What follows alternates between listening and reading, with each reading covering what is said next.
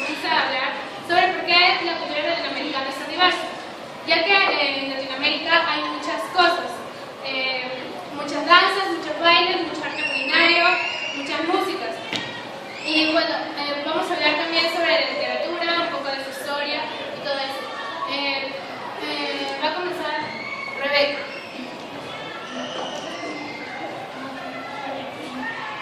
Buenas tardes, voy a hablar sobre el neoclasicismo. El arte en el siglo XIX. El neoclasicismo se dio a mediados del siglo XIX.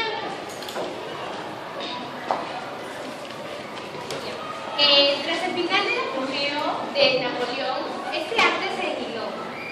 ¿Cómo surgió? Surgió debido al exceso de barroco y el rococó. En Latinoamérica se dio en la década de 1820, en el transcurso de colonia a república. El neoclasicismo, en el ambiente estético, podemos ver que tomó como ejemplo el arte griego y el románico. El romanticismo surgió en la década de 1840 debido al exceso del neoclasicismo. El romanticismo quería hacernos ver sobre el nacionalismo. Hablaba sobre los indios y los afroamericanos.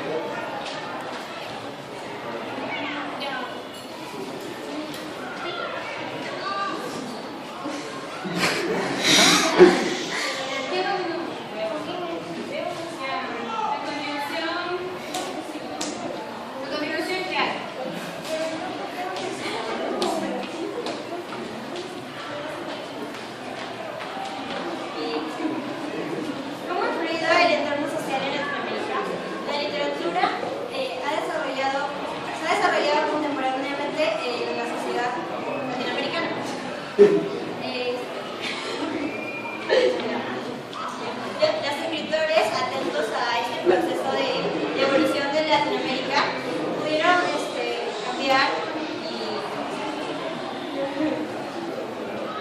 cambiar y tuvieron un gran desarrollo.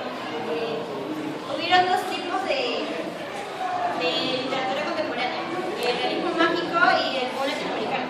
El realismo mágico es también denominado real maravilloso, que funda la realidad con elementos fantásticos, en los que como parte presenta el entorno en el que el autor citó su obra. También en los relatos el tiempo transcurre de manera distorsionada y puede ser como que el presente y el pasado los una o también vinculando el tiempo transcurre y los personajes y las situaciones no cambian. Los mayores exponentes de la literatura latinoamericana fueron Jorge Rulfo, después fue Gabriel García Márquez y Carlos Fuentes. El boom latinoamericano. El boom latinoamericano significó que en las décadas de 1960 y 1970 aparecieron una nueva generación de jóvenes escritores que se les denominó como generación del boom latinoamericano. Entonces, ellos fueron los que, debido a su identidad continental, un claro ejemplo fue Mario Vargas Llosa, que vivió en Europa y era peruano, ¿ya? Pero allá se identificó latinoamericano. También ocurrió esto en 1949 por la obra de Alejo Carpentier, que es llamado El reino de este mundo, pero tuvo su mayor auge en las décadas de 1960, antes de las dictaduras militares. Sus principales autores y obras fueron El astillero de Juan Carlos Zanetti, Sobre héroes y muertes de Ernesto Sábato, La ciudad y los perros de Mario Vargas Llosa y 100 años de soledad de Gabriel García Márquez.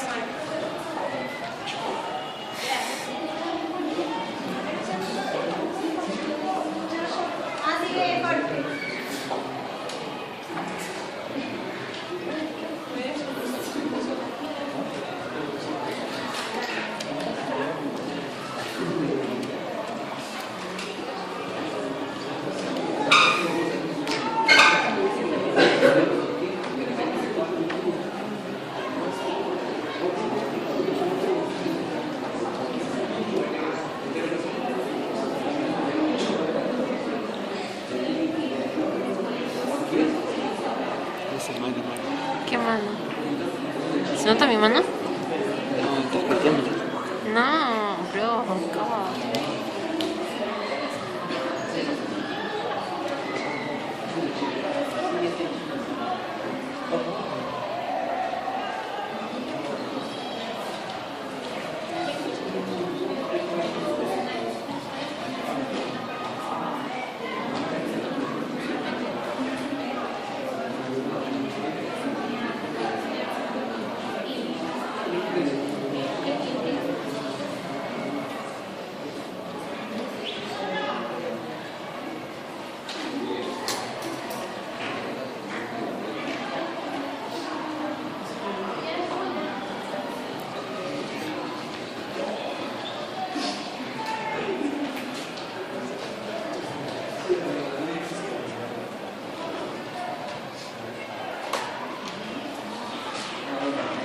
Buenas tardes, compañeros, profesores.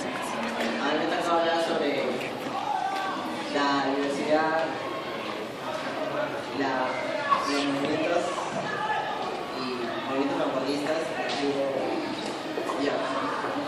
Comencemos con una pequeña introducción. El modernismo fue el primer movimiento literario que surgió en América.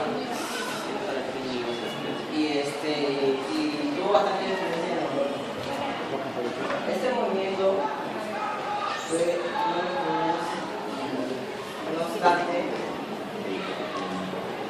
los jóvenes escritores fueron la iniciación de esto en las letras hispanas. Ellos dieron origen a la crisis universal y como se podrá ver, pero el mayor representante del modernismo es Rubén Darío. Me dice que su obra más importante es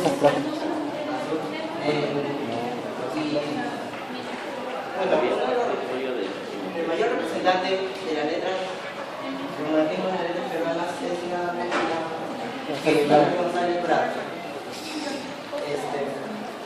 Yo a continuación les diré un pequeño fragmento del curso que publicó en su libro Páginas Libres en el año 1894.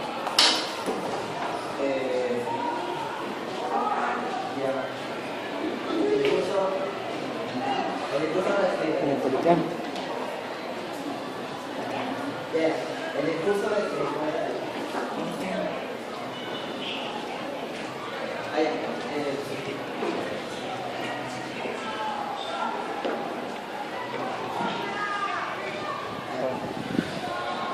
decidí que ustedes hoy en día no aceptamos la verdad. La palabra ha sido manuscrita. La palabra ya no tiene el mismo valor. La pluma tiene la misma pluma que la espada. La palabra fue hecha para unir y dividió. La palabra también fue hecha para censurar e inquietó. La palabra fue hecha para civilizar y enmudeció. Señores, somos la verdad, aunque nosotros creemos que la verdad puede ser nuestro mayor debilidad. Con eso solamente fueron un fragmento. Y bueno, ahora hablaré sobre los movimientos vanguardistas que fueron del año 1920 hasta el año 1950.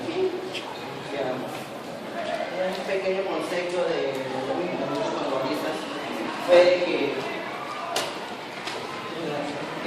fue un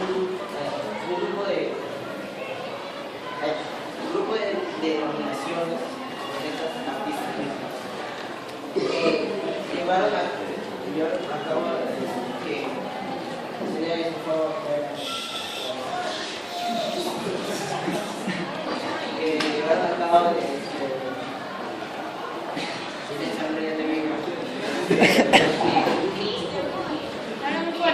no, no se rían chicos, es de serio.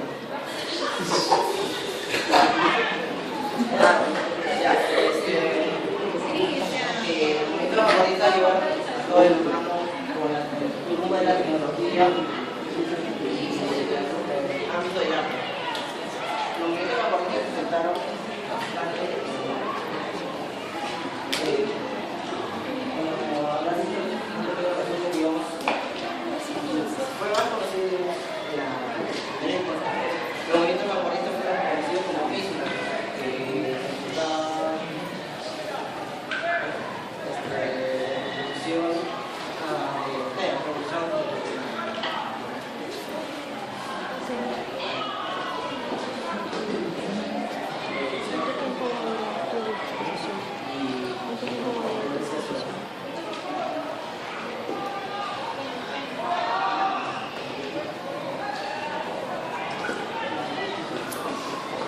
¿Cómo fue la educación en el siglo XIX? Tras haber alcanzado su independencia, el sistema republicano perteneciente al Estado latinoamericano requería de que su población no esté conformada por súbditos, sino por ciudadanos.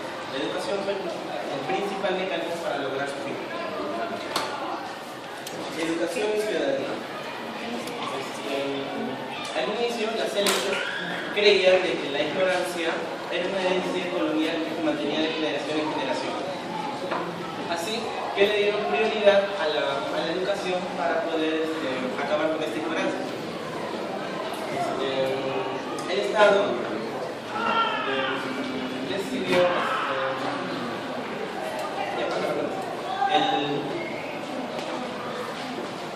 los líderes de las élites consideraban que el alfabetismo haría de que se detenga esta ignorancia y de que la gente creara una nueva élite de que pueda gobernar con el uso de la libertad y la razón. Sistema de educación pública. Los estados destinaron parte del fondo que tenía el Estado para crear instituciones educativas y también para pagar a las instituciones públicas, que en este caso se refieren a los maestros y docentes. Ya en los años 30 el Estado estableció la educación superior y la educación secundaria gratuita. Las universidades peruanas, el excesivo crecimiento demográfico provocó de que haya más migraciones de parte de las zonas rurales hacia la capital. Esto creó una mayor demanda educativa. Así que el Estado tuvo que crear y reabrir nuevas universidades. Hay que tener en cuenta de que hasta ese entonces solamente había 4 universidades nacionales, que eran la Universidad Mayor de San Marcos, la San Agustín, la Libertad y la San Antonio de Abad, y solamente existía una universidad privada que era la Universidad Católica de Perú. También hubo un gran incremento entre población estudiantil, ya que hasta más o menos mediados de los años 1940 se aproximaba una cantidad de 3.000 personas, de 3.000 estudiantes. Ya para el año 1985 esta cifra subió y se aproximó más o menos 354.000 estudiantes.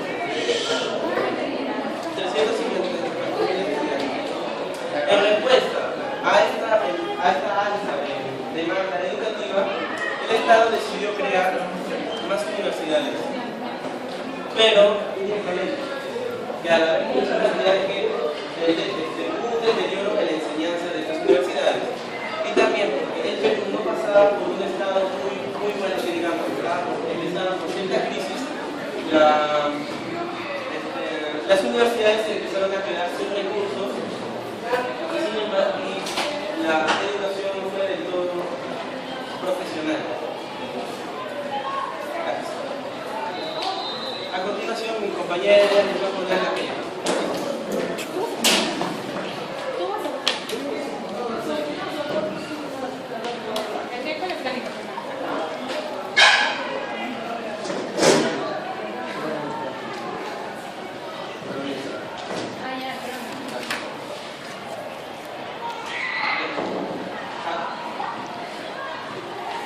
Acá podemos poner la teórica. ¿Alguien de ustedes desea leerla? ¿Se ve? Yo. ¿Sí se ve? Sí, sí se ve. Sí se ve. ¿Más? Un poquito. ¿Ya hizo? Ya. ¿Yo? La importancia de la educación. Hoy me levanté temprano, tenía muchas cosas que hacer, entre ellas alistarme para poder ir a la escuela. Se podría decir que la educación es lo más importante en la vida de un ser humano, porque es donde aprendes cosas nuevas, donde aprendes a socializar, donde te enseñan cómo es la vida y te preparan para asumir nuevos retos. ¿Sería igual la vida sin educación, sin estudios? Para suerte mía, estudio en la tarde, y digo suerte porque no soy de levantarme tan temprano. Por lo que me es fácil adaptarme. Hay diferentes horarios de estudio porque los gobiernos latinoamericanos han buscado la manera de darle más facilidades a las personas para que puedan estudiar. Y es que la educación fue uno de los principales puntos en el gobierno de cada país.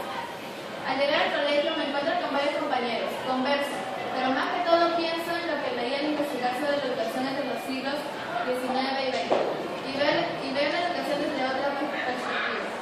Aún sigo pensando si sería igual si no hubiese existido la educación. Al empezar las clases, empezamos por la oración y la reflexión, lo que ocurre solo en algunos colegios. Debería ser en todos, porque también se preocupan por inculcarte valores que reciben a lo largo de la vida. Empezamos por el primer curso, que es física, muy aburrido para muchos. Para ser sinceros, hasta cierto punto, para mí también. Pero uno de los cursos más importantes, donde la mayoría de cosas son fórmulas y más fórmulas. En realidad no presté mucha atención a los demás cursos. Ni siquiera en el recreo me pude tomar el descanso adecuado porque seguía pensando en el tema de la educación. Para muchos es algo estúpido, pero en realidad, ahora que lo pienso bien, deberíamos haber tomado en serio cada clase que hemos tenido a lo largo de nuestra primaria y secundaria, para los que no lo tomaron así. Al término del día, tenía otra visión de lo que es prácticamente uno de mis últimos días de colegio y me preguntaba cómo rayos impuso eso de las universidades. La educación fue tomando mayor importancia a fines del siglo XIX e inicios del XX. Fue ahí cuando se fueron creando universidades para poder formar ya profesionales. Hablando ya de universidad, le deseo lo mejor a cada uno que está a punto de vivir en una nueva etapa de su vida. Y no olviden vivir estos últimos días en el colegio de la mejor manera. Agradezcan que tienen la suerte de recibir educación, que cada uno de los profesores que hemos tenido han tratado de dárnoslo de la mejor manera. No todos tienen este privilegio, ya sea por dificultades económicas, etc. Y de verdad será algo difícil despedirme de lo que fue uno de los mejores momentos de mi vida, el colegio, para esa vez recibir la educación universitaria. ¿Qué comentarios tienes sobre la siguiente crónica? ¿Qué comentarios tienes sobre la siguiente crónica? Está bien, está muy bonita, pero...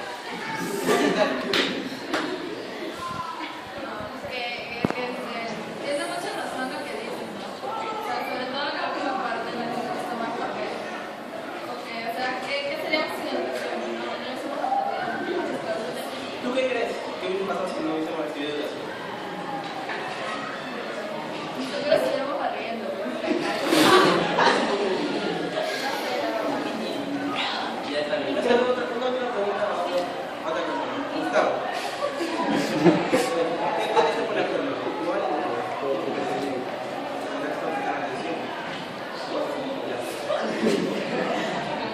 ¿Qué entendiste?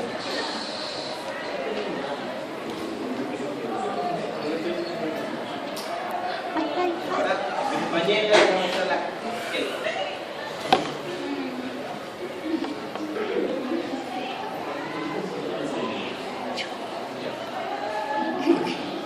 Ya, en este caso, vamos a observar una esquema que es prácticamente lo que yo he explicado sobre la educación del siglo XIX. Por esta parte, podemos observar a la gente rural que en esa época el Estado por fin pudo decretó una ley en la que la educación iba para todos. En este caso podemos ver a la población rural que está migrando hacia la ciudad. Y en este caso podemos ver a la gente misma de la ciudad. Ya, ¿Acerco? podemos observar también, como dice esta frase, que la ignorancia debía ser reformada, ya que se tenía una idea de que la ignorancia iba de generación en generación. educación. Y esta era una de las razones por la cual los gobernantes no cumplían su labor de la manera correcta. Se decía de que al perder la ignorancia, eran dos principales dos características principales que tenía que tener una persona para gobernar, que era el uso de la razón y el uso de la libertad.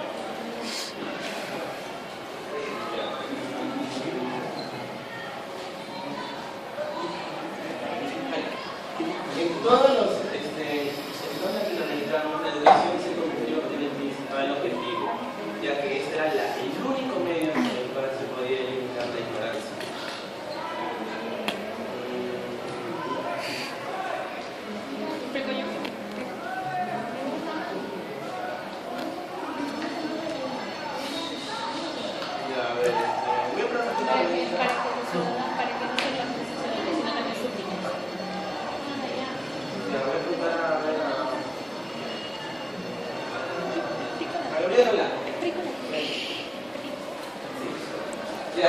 Gabriel, ¿qué me podrías decir de la siguiente ley?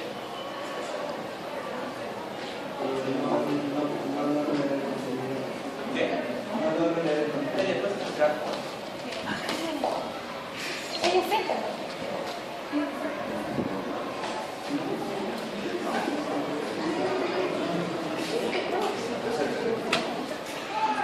Acéptalo para que cualquier pueda explicar.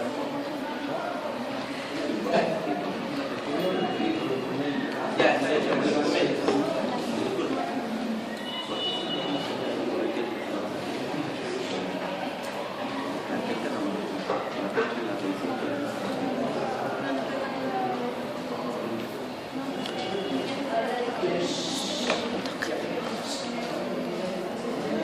De tu perspectiva. Es un maestro que estaba en una clase y explica un poco sobre la infancia, la educación, algunas cosas más así. Por los costados hay como más personas que estaban yendo a esa clase.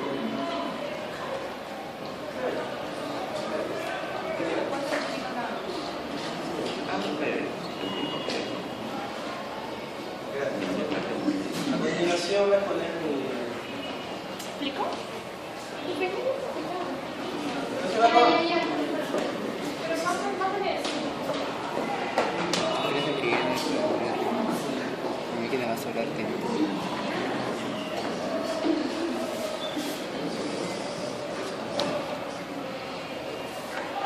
Ya. Más o menos la teoría trata de que esas personas son la gente de dinero. La gente de dinero tenía una posición más segura, más cómoda en las escuelas. Por ejemplo, ellos tenían asientos. En cambio, las personas pobres de bajos niveles económicos bajaban también a las escuelas, pero no tenían esas comodidades como lo tenía la gente de altos recursos económicos. Bueno, en Latinoamérica cada presidente de cada uno de los países hizo que la educación mejorara para que no haya tanta ignorancia, para que las personas sean ciudadanos, que no súbditos, que no sean esclavos de otras personas.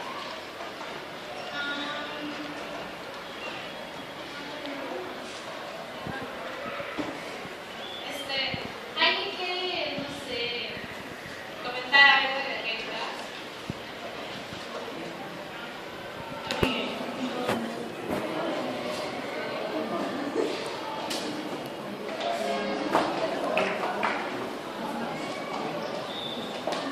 Mira, yo voy a hablar de la cultura latinoamericana. En Latinoamérica empezaron con el arte abstracto, que era, bueno, a simple vista es muy raro y no se puede explicar bien lo que es, como podemos observar en la siguiente imagen.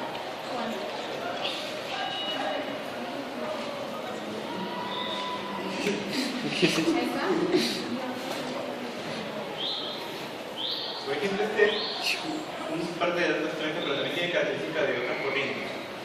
Como pueden ver, no se puede escribir bien lo que es, pero, por ejemplo, acá Ponme esa cosa en medio para que se vea. ya, a ver, así. Este lo mandé a Esto es lo más nítido que hay. Ya. Eso es lo único que hay. Bueno, como pueden ver, no es una cara, no se puede seguir bien, bien, es una cara de forma. Ya. En Latinoamérica se siguieron varios ya de otros modelos, por ejemplo de Europa, y hicieron esto para ya dejar de fijar paisajes o funcionar. Luego, la economía en Latinoamérica creció notablemente gracias a que, al término de la Segunda Guerra Mundial, gracias a que, bueno, los países afectados buscaban ayuda de nosotros por tener bastantes recursos. Y dentro de este ambiente de alegría y felicidad, justo apareció el arte concreto. El arte concreto tenía varias características de arte abstracto, pero en Latinoamérica era considerado algo rebelde, por lo que solo en algunas partes de Latinoamérica se utilizaba. Bueno, luego del arte concreto apareció el minimalismo, que era para darle, ¿cómo se llama? Era parte del movimiento abstracto y se utilizó simplemente para expandir ese movimiento. Era algo, aparecieron los artistas informales que utilizaban lata, papeles o trapos viejos y que empezaban con el reciclaje. Luego de esto, para dar el término al movimiento abstracto, se utilizó el arte figurativo, ¿no? Que era más espontáneo, más libre, le daba más libertad a las personas para pintar lo que quieran. Y también se intentó regresar a características locales para mantener esa cultura. Por último, las últimas corrientes que aparecieron, entre las más importantes, fueron el conceptualismo, el minimalismo, el hiperrealismo y la geometría sensible.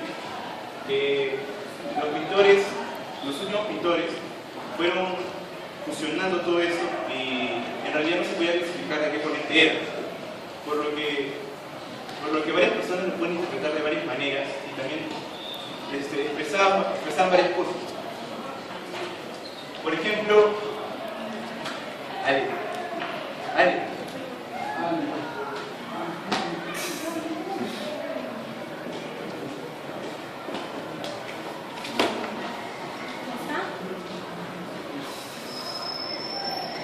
Él es un pintor latinoamericano, es argentino, llamado Pablo Solari, y bueno, tiene varias pinturas en su poder. Es uno de los últimos que hay porque lamentablemente la pintura no es tan reconocida que digamos, porque por ejemplo les aseguro que muchos de ustedes no les interesa la pintura. A mí sí.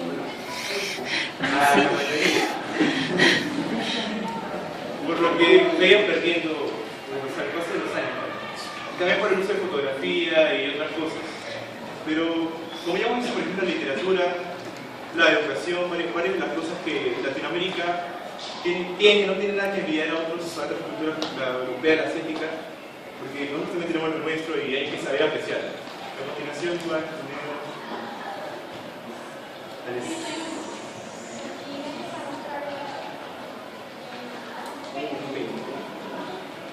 vamos a presentar un prototipo.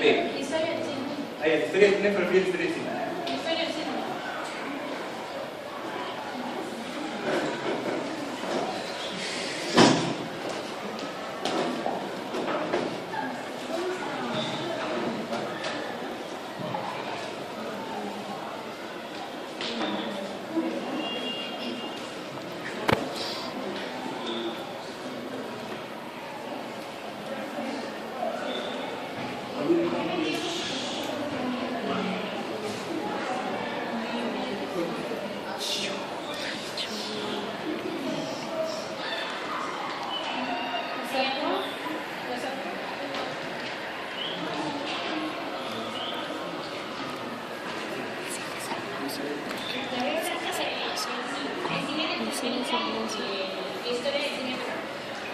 Cantinflas. El cine mudo, bueno, antes era y era primero.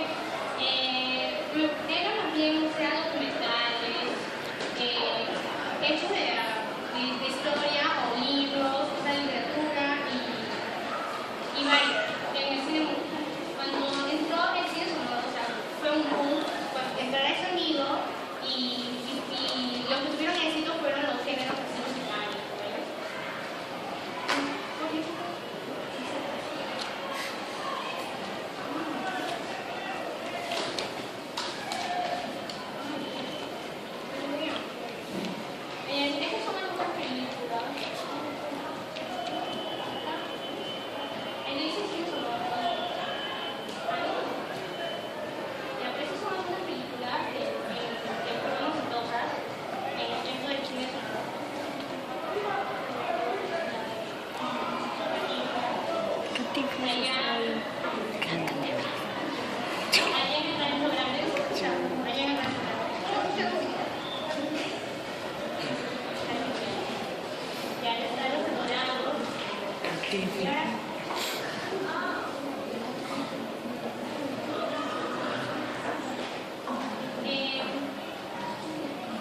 La teta asustada.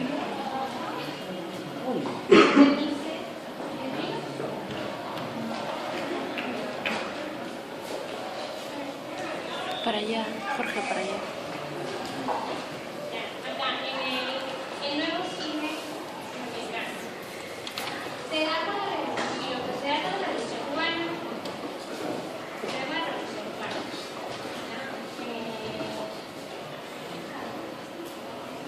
Acá tengo que ver algunas películas del nuevo cine mexicano.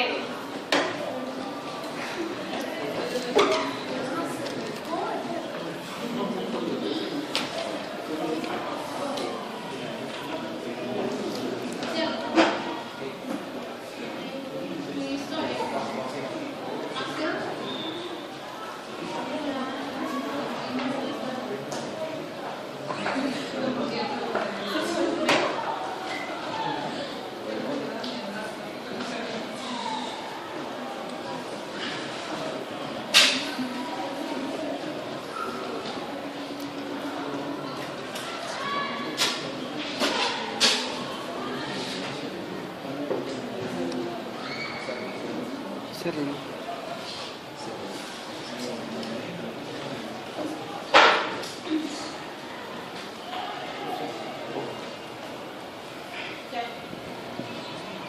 Profe, no hay volumen. Es porque yo estoy chupado. ¿Qué? Ay, eso fue mal.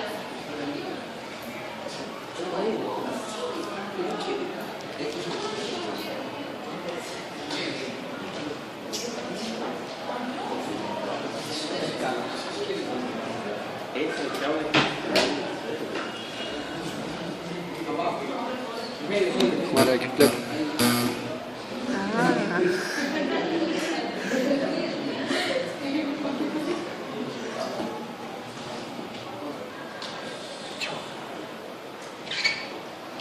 Latinoamérica se ha caracterizado por ser una mezcla de razas, cuyos aportes dieron origen a una diversidad cultural y a una rica tradición popular que se manifiesta en la música, baile y el exquisito arte culinario.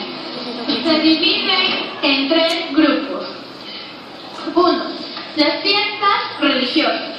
2. Fiestas oficiales y populares. 3. Música y baile popular.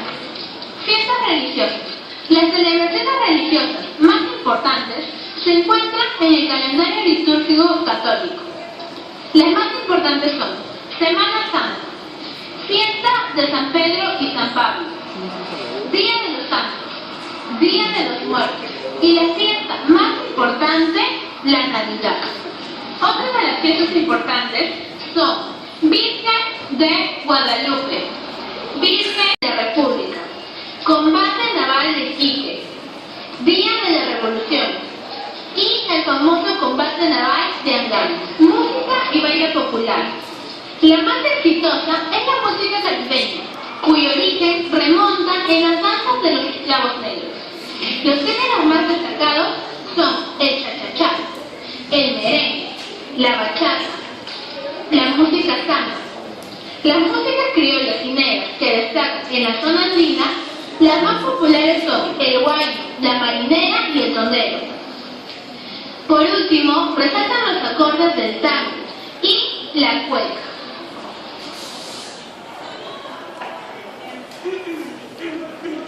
Ahora voy a explicar cada punto de la periferia. Jorge, ¿cómo era la diapositiva? Latinoamérica se ha caracterizado por contener un montón de razas, ya que tiene origen a una diversidad cultural muy grande.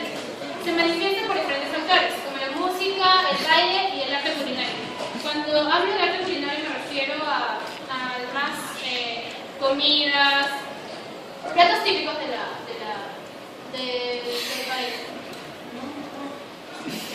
Se dividen en grupos, en las fiestas religiosas. Las fiestas religiosas, las fiestas más importantes se encuentran en el calendario litúrgico católico. Tienen una expansión continental muy grande. Claro que cada uno tiene sus diferentes costumbres. La fiesta más importante es el de la Semana Santa. Comienza con el Domingo de Ramos. Luego le sigue el Lunes Santo, en donde es la unción de los enfermos. Luego le sigue Jesús les dice a Judas que lo iba a traicionar y a Pedro que lo iba a negar 3 veces.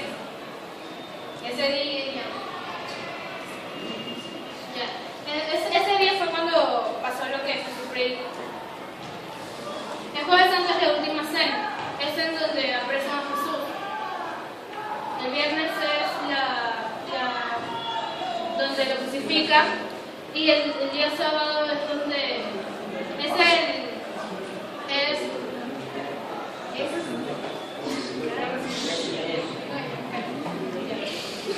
ahí es la vigilia pascual.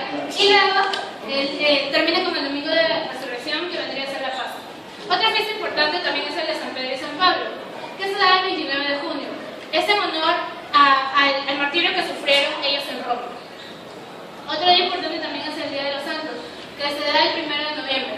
Aquí es en conmemoración a los santos conocidos y no conocidos, dichos por el Papa Urbano IV.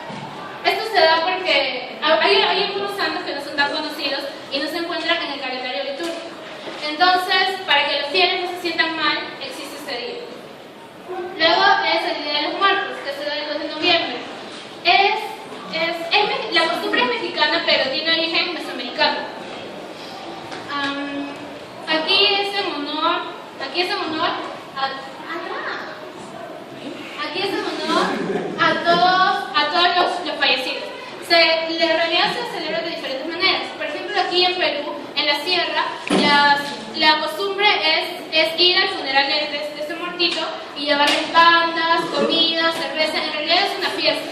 En cambio, acá en Lima lo que hacen es hacer una misa y muchas veces lloran. Es todo lo contrario. Y la fiesta más importante es la Navidad, en la cual se celebra el nacimiento de Jesús, que eso da el 25 de diciembre. Asimismo, también cada país tiene su santo patrón que es venerado. Por ejemplo, en México es la Virgen de Guadalupe, el 12 de diciembre. En Bolivia es la Virgen de Copacabana, el 15 de agosto. En Brasil es Nuestra Señora de la Aparecida, el 12 de octubre, y el famoso Señor de los Milagros en Perú, del 18 al 28 de octubre. Ahora pasaremos al segundo grupo, que son las fiestas oficiales y populares. Bueno, las fiestas oficiales, las más importantes, las celebraciones más importantes son la independencia de cada uno de los estados de Latinoamérica.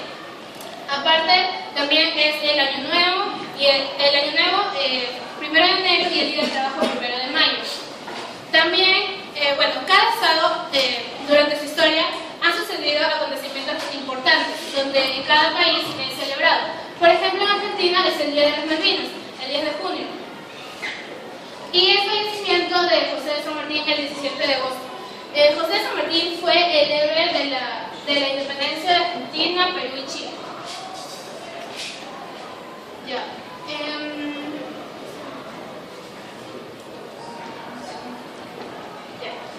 Bueno, también se celebra la ejecución de Tiradentes. Tiradentes no se llama Tiradentes en realidad, se llama Joaquín José de Silva Javier, que se celebra el 21 de abril.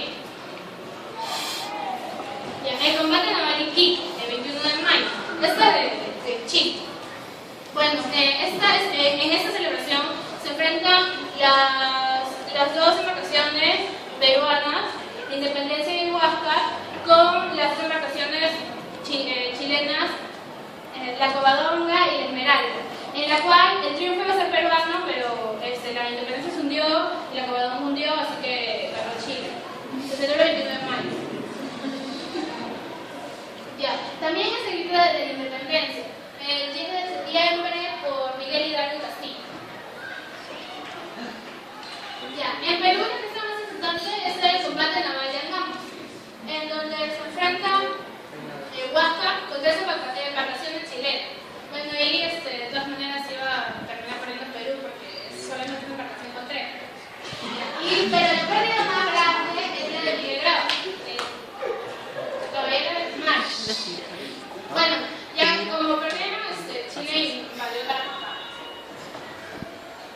Bueno, en las fiestas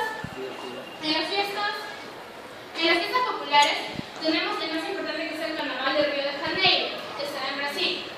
Pero también hay otras fiestas importantes, como por ejemplo la Feria de las Flores, que se da en Medellín, Colombia. Esta fiesta de las flores dura 10 días, es en la temporada de la primavera. Si ustedes van a Colombia, a Medellín, van a ver que durante este tiempo ningún balcón está sin flores. Ellos lo ven como un inicio a una felicidad, a una nueva temporada de felicidad, armonía, paz. Otra fiesta importante es el del joropo. En el joropo representan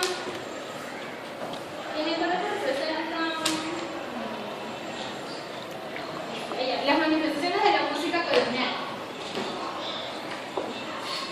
Y el Festival Internacional de Viña del Mar en Chile. Aquí es donde muchas personas vienen, pues como nosotros que quieren hacer que quieren concursar. Y en Perú se da el Inti Raymi. Inti Raymi significa adoración al sol. Entonces, bueno, esto se da en cada día soleado que hay, en el día soleado que hay en invierno en la zona andina. Y ahí también el Campeonato Nacional de Marinero. Yo investigué y decía que la última autorización de Lisa para esto fue el 18 de noviembre, o sea que ella no puede inscribirse más y que quería participar. Ya.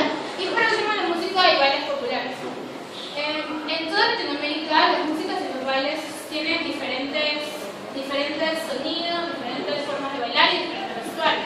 El más importante, uno de los más conocidos es la conga. La conga, yo también, la rumba, somos cha-cha-cha, en Cuba. El merengue en República Dominicana, la cumbia y la bachata. La cumbia no es acá como lo vemos. La cumbia nosotros pensamos que es un grupo así, pero en realidad ellos no, ellos son. Sí. ¿Son qué? La bachata. ¿Qué dijo? ¿Son qué? Que se den calor. ¿Qué dijo? Y bueno, otro que no está en Argentina, pero eso, como se ven en cosas, no está destinado a ser. Bueno, en la música mexicana, por ejemplo, está la ranchera y el guapán.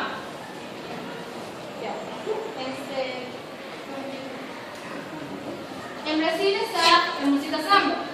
Bueno, lo que generalmente conocemos como barotas. Y en Perú, los más importantes son el huayno, la marinera, donde en Chile,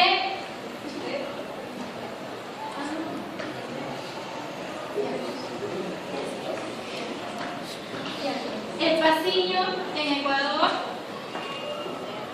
la saya en Bolivia, y bueno, por último está el tango y la milonga. Bueno, parecen bailes similares, pero en realidad son diferentes. El tango se baila algo más despacio y la milonga se baila más acelerada, es más acelerada. Y por último, y en Chile el baile principal es la cueca.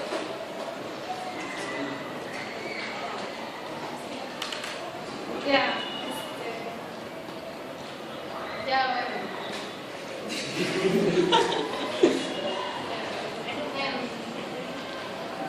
han aprendido un poquito, se han nutrido de conocimiento, de información. Gracias. Y disculpen por el precio porque surgió un inconveniente. Gracias.